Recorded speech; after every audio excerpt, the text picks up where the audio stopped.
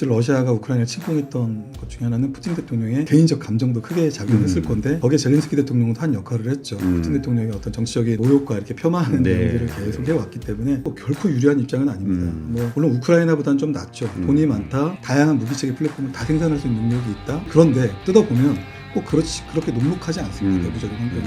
러시아 국민들도 말씀하신 대로 이 전쟁에 대한 피로도가 상당합니다. 푸틴 대통령 입장에서도 국민 여망과 여론에 반응하지 않을 수 없는 것이고요. 푸틴 대통령이 지금 5선이고 또 출마하기 위해서는 어쨌든 근데 러시아가 그러니까 아까 말씀하신 대로면 푸틴 대통령은 젤렌스키 대통령하고는 서명하고 싶지 않다.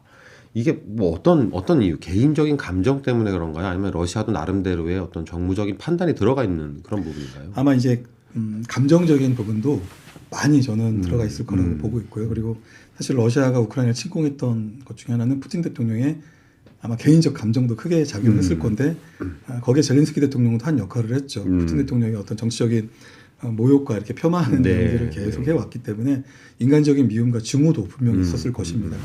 근데 이제 전반적인 어떤 이런 정황들을 살펴보게 되면 만약에 젤렌스키 대통령이 평화협정에 서명할 의향도 없겠지만 만약에 그 협정에 합의된 협정에 서명을 하고 그러고 나서 지금 젤렌스키 대통령과 정부 여당이 주장하는 대로 대통령 선거를 하게 되면 리더십이 정권 교체될 가능성이 큰데 그렇다면 젤렌스키 정권이 아니고 지금 국민의 종 정권이 아니고 국민의 종 이 정당 정권이 아니고 새로운 정당의 정권이 창출될 가능성이 있는 것이죠. 리더십이 바뀔 수도 있는 것이죠.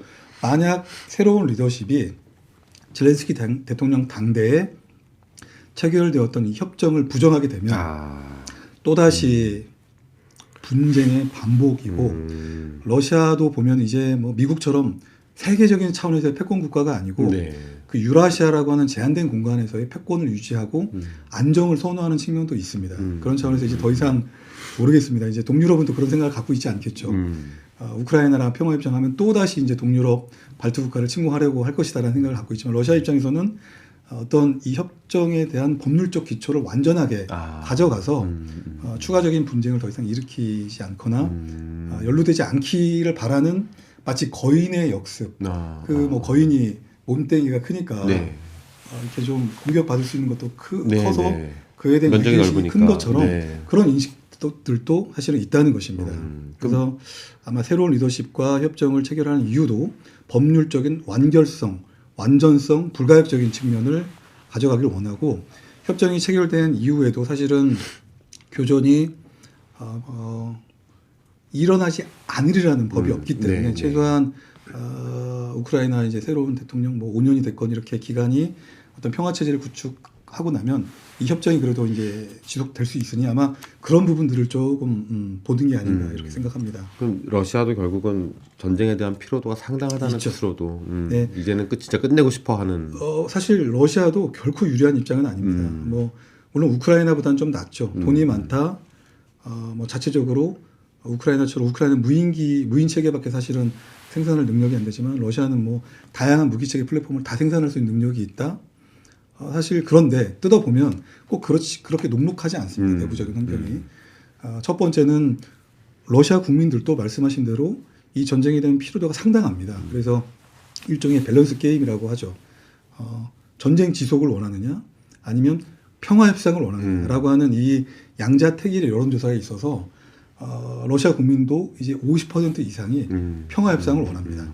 이 추세가 이제는 전쟁 지속보다는 이렇게 좀 크로스를 이루고 있기 때문에 푸틴 대통령 입장에서도 국민 여망과 여론에 반응하지 않을 수 없는 것이고요. 그리고 올해 이제 9월달에 러시아도 국회의원 선거를 치러야 됩니다. 러시아는 선거를 치르고 있어요. 근데 푸틴 대통령이 지금 5선이고 이제 작년에 이제 5선에 성공했기 때문에 지금 잔여 임기가 5년 정도가 있고 뭐 그 뒤에 6선에 또 다시 출마할 수가 있는데요. 또 출마하기 위해서는 어쨌든 의회를 뭐 장악을 해야 되겠죠. 그런데 지금 통합 러시아당이라고 하는 정부 여당이 뭐 70% 이상의 이제 국가 두마에서 의석을 점유를 하고 있는데 지금처럼 이렇게 국민적인 피로도가 계속 증가하고 어떤 전쟁에서 지지부진하고 이렇게 되면 국회의원 선거에서 통합 러시아당 정부 여당이 이기 가능성을 100% 보장할 수 없기 때문에 그런 채 뭔가 성과를 보여줘야 됩니다. 네. 그 성과는 네. 전쟁에서 강력한 군사력으로 승리하든지 아니면 미국과 이렇게 지금 해서 합의를 통해서 얻을 걸 얻어내고 톱다운식의 방식으로 네. 해서 빨리 정전이 됐건 종전이 됐던 어떤 성과를 창출해야 되는 그런 절박한 상황에 처해 있는 것도 푸틴 러시아 대통령의 입장입니다. 자, 시선을 한반도로 좀 돌려서 이 종전이 되면 북러 관계는 정말 달라질까요? 여러 가지 변수들이 있겠지만 달라질 수 있는 상황이 그런 환경이 창출이 될 것 같습니다. 일단 미러 관계가 개선이 지금 어느 정도 개선을 하기 위해서 지금 노력을 하고 있고 아마 네. 뭐 당장은 아니겠습니다만 특사들이 미러 특사들이 또 만날 것이고요.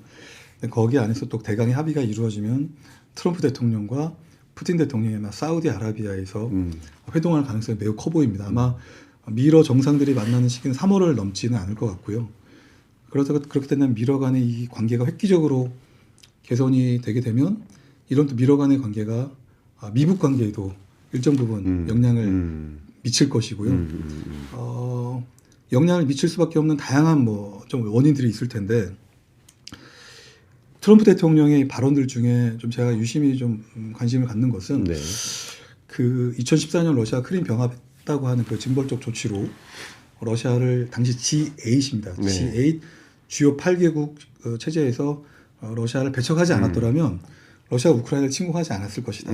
그 이야기를 뒤집어 보면 종전이 됐건 뭐가 됐건 그 조건에 대한 반대 여부로 러시아를 G8 제도권으로 다시 부를 수 있다는 그럴 수 것이죠. 있겠네요. 그렇게 된다면 러시아 입장에서 이제 유엔 안보리 상임이사국 물론 거기서도 계속 말썽을 부리고 있긴 네. 합니다만 유엔 안보리 상임이사국이라고 하는 완장과 이제는 G8이라고 하는 완장 굉장히 국제사회에서 책임감 있는 어떤 기여를 해야 되는 책임감 있는 그런 국가이기 때문에 언제까지 국제사회가 불량 국가로 낙인을 찍은 북한하고 저렇게 짝짝꿍 해가지고 이렇게 불법적으로 막 제재를 위반해 가면서 할 수는 없을 것입니다. 언제까지 그렇게 할 수는 없을 것이기 때문에 그런 차원에서 러북 관계는 일정 부분 구심력보다는 원심력이 커질 수밖에 없을 것이다라는 부분이 있고요. 또 러시아가 사실 경제를 보게 되면 뭐 우리가 에너지 자원에 의존을 해서 그것으로 인해서 국부를 경제적인 가치를 창출하는 게 40에서 50%입니다. 근데 그 안에서 45%의 교역이 또 유럽연합하고 사실은 상당 부분 이루어져 왔던 것이 러시아가 우크라이나를 침공함으로써 이제 교역이 다 끊어지고 상호 오전성이 끊어져서 그 교역 루트를 이제는 뭐 중국이라든지 네. 인도로 했는데 과거와 같은 그런 이익이 창출이 안 되는 것이죠. 그리고 사실 반대로 독일이나 프랑스나 이런 유럽 국가들도 러시아와의 경제적 상호 의존성 복원을 희망을 하는 국가들이 더 적지 않게 있습니다. 그러나 아직은 유럽연합이 연대해서 러시아를 적대국으로 이렇게 좀 하고 미국이 그렇게 하지 않기 때문에 유럽연합이 나서서 러시아에 대한 굉장히 강력한 패키지 제재를 시행을 하고 있습니다만 어쨌든 미러 관계 좋아지고 종전이 되고 그런 국면들은 결국은 러시아와 유럽연합의 관계도 어떤 해빙기 그래서 새로운 데탕트 시대를 열 수 있기 때문에 그런 전반적인 이 구조와 환경이 러시아 북한의 관계를 이격시키는데도 긍정적으로 영향을 미칠 수밖에 없을 것이다 이렇게 좀 전망해 봅니다. 그러면 이제 우리도 문제인데 사실 지금까지는 우크라이나를 거의 일방적으로 지원하는 형식의 입장을 취하고 있었고 러시아하고는 확실히 거리가 멀어진 상황 아닙니까? 근데 뭐 현실적으로 우리가 러시아하고 계속 거리를 두기는 어려운 게 사실이고요. 이 종전 협상이 좀 뭐랄까 마지막에 다다르는 그 시간들이 됐을 때 우리가 취해야 될 외교 전략은 뭘까요? 우크라이나는 어떻게 해야 되고 러시아에는 어떻게 해야 되고 이런 것들이 좀 고민일 것 같습니다.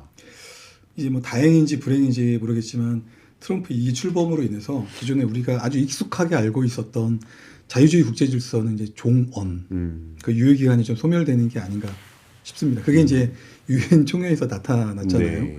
미국은 이렇게 하는데 또 그런 미국의 입장을 또 북한이 편을 들어주고 미국의 동맹국들 유사 입장국들은 또 미국의 반대편에 네, 서고 네, 네. 앞으로 이런 모습들이 어떤 미국의 이익과 관련된 사안별로 계속 반복적으로 나타나게 되면 대서양 동맹도 사실은 약화할 가능성이 있기 때문에 이런 국제 체제의 변화가 우리에게 주는 시사점은 물론 동맹이라고 하는 가치도 중요하고 굉장히 중요하지만 또 어떤 이익이라고 하는 실용적인 측면에서의 우리들의 접근도 이제는 좀 필요한 것이 아닌가 싶습니다. 미국이 저렇게 이제 보호무역주의, 자국 우선주의로 나아가면 나머지 국가들도 사실은 가치를 주장하지만 그 안에서는 결국은 그들의 이익을 극대화하기 위한 이런 현실주의 접근법들이 강화될 수밖에 없는 것입니다. 네. 그래서 우리 역시도 물론 그래서 이런 국제 체제 변화 안에서 우리의 이익을 극대화하는 것이 우리 헌법적 가치와 저는 부합한다고 생각을 합니다. 그래서 어쨌든 우크라이나하고는 우리가 북한군이 참전을 했기 때문에 이제는 뭐 우리하고도 우크라이나가 연결되어 있는 것이 맞고요. 네. 그러나 우리는 아직까지는 뭐 직접적인 무기 지원을 하지는 살상 무기는 지원을 하지 않았고 우크라이나의 회복과 재건을 돕기 위한 우크라이나 이니셔티브에 저희들이 적극적으로 동참을 해왔던 것이고요. 북한군이 참전하면서는 이제 정보 공유를 통해서 또 북한군에 대한 것들 우리가 잘 알기 때문에 네. 각각의 비교 우위를 가지고 이렇게 협력을 해왔던 측면이 있습니다. 그런데 이제 북한군 포로라고 하는 또 다른 이제 국면이 생겼기 때문에 그런 측면에서 이제 한국과 우크라이나가 또 긴밀하게 협력을 해야 될 부분이 있겠고 종전 이후에도 상당 부분 그게 무엇이 될지는 지금 정확하게 예상을 하기는 어렵지만 아마 종전이 되게 되면 1차적으로는 이제 재건을 해야 될 것이고요. 재건이라고 하는 것이 비단 뭐 주거지, 도로 이런 인프라 외에도 우크라이나는 근본적으로 제로 베이스에서 다시 국방력을 강화시켜 나가야 되기 때문에 아마 한국과의 어떤 협력도 저는 필요하리라 생각을 합니다. 군사적 협력을. 네, 군사적 협력도 아마 언젠가는 그런 시간이 올 것이고요. 러시아는 러시아대로의 우리의 가치가 있습니다. 그래서 사실 한국과 러시아는 2008년에 전략적 협력 동반자 관계를 체결을 했고 과거의 기록들을 보게 되면 정상 간의 만남이 거의 30번을 넘습니다. 그 정도로 주변 사강이라고 하는 위상 또 러시아와도 북한과의 전통적인 관계가 있고 지금은 더더욱 그런 관계가 있는 특수한 관계가 있기 때문에 한러 관계도 사실은 중요한 것입니다. 그래서 전쟁 이전에는 비교적 한국과 러시아가 우호적으로 그런 관계들을 발전을 시켜왔는데 이제는 전쟁이라고 하는 분명한 사건이 있었기 때문에 과거처럼 한러 관계를 즉각적으로 막 복원을 시켜서 이렇게 개선해야 된다라는 것보다는 한러 관계의 어떤 양자 관계의 목표는 1차적으로는 러북 동맹을 약화시켜 나가는 데 있어서 우리의 좀 외교적 노력을 좀 집중을 해야 되는 것이 좀 도덕적으로 좀 맞는 게 아닌가 싶고요. 그런 도덕적인 노력도 결국은 우리의 저는 이익과 좀 부합한다고 생각을 하고요. 네. 전반적인 국제 체제의 변화가 러북 동맹도 약화시켜 나가는 그런 흐름들이 있기 때문에 또 미러 관계가 개선되는 것은 분명히 한러 관계에 있어서 긍정적인 측면이 있기 때문에 우리들은 그런 부분들을 전략적으로 활용할 필요가 있겠습니다.